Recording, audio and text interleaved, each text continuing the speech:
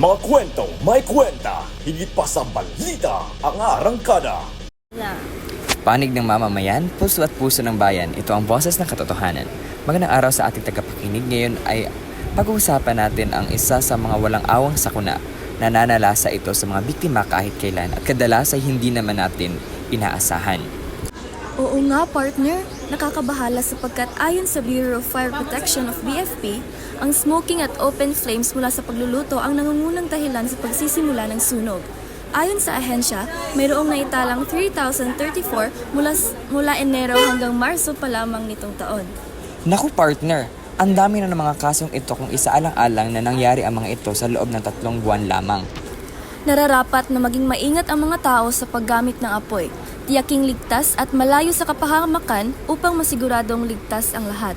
Tama. At bilang isa sa mga smoking ang nakikitang dahilan, nararapat na magtatag ng mga alituntunin ang pamahalaan ng tamang batas ukol dito.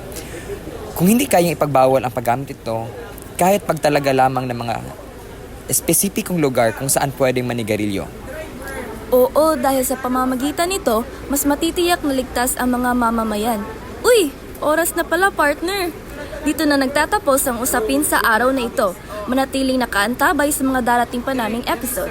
Ito ang Boses ng Katotohanan na maghatid sa inyo ng impormasyong tapat at maaasahan. Mga kwento, may kwenta, higit pa sa balita ang arangkada.